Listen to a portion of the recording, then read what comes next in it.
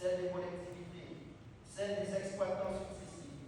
Moi, ce que je souhaite, c'est qu'il y ait un véritable plan d'action qui soit mis en place et nous permette de sortir ce soir avec des avancées, des actions à court terme, à moyen terme et à long terme, puisque on le sait, au quotidien, c'est une souffrance, c'est une incertitude. Mais surtout, ce que j'ai voulu, c'est qu'il y ait un cap, le cap qui soit fixé en termes de réparation des réseaux, le cap qui soit fixé en termes d'accompagnement du syndicat, le cap qui soit fixé pour la résorption donc, des fuites, c'est très important. Le sujet de l'eau, vous savez, l'État est très fortement impliqué depuis des années pour essayer de sortir de cette crise. Mais l'État seul n'y arrive pas.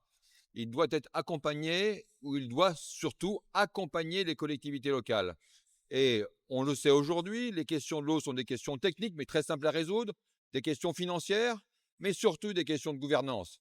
Il faut que l'ensemble des élus guadeloupéens se sentent concernés par cette problématique de l'eau, de l'assainissement, et que ensemble, les élus guadeloupéens décident de sortir de cette difficulté.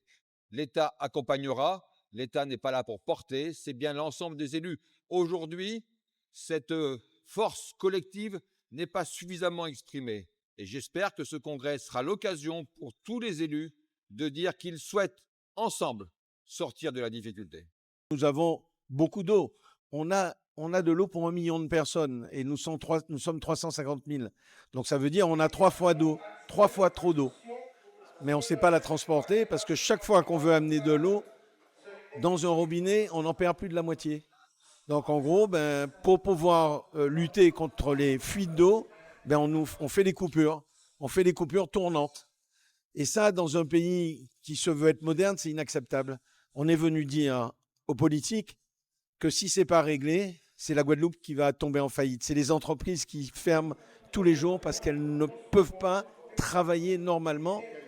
Elles n'ont pas d'eau pour pouvoir faire leur job tous les jours. Et j'ai dit également aux représentants de l'État, le préfet, que lorsqu'on n'est pas en capacité d'avoir de l'eau, ça devient une urgence nationale. Non pas que c'est la compétence de l'État, mais il appartient à l'État de s'assurer que tous ses citoyens, quel que soit l'endroit où ils sont, ils ont droit à la matière première qui est la vie, c'est-à-dire l'eau. Le peuple guadeloupéen est fatigué de cette histoire d'eau. On est au bord de l'explosion, on est au bord de la révolution sur la question de l'eau. Aujourd'hui, nous avons une responsabilité que nous devons assumer. D'abord, assumer nos torts, tous responsables, tous coupables, et puis après, proposer des solutions pour sortir de cette crise. Également qu'il y ait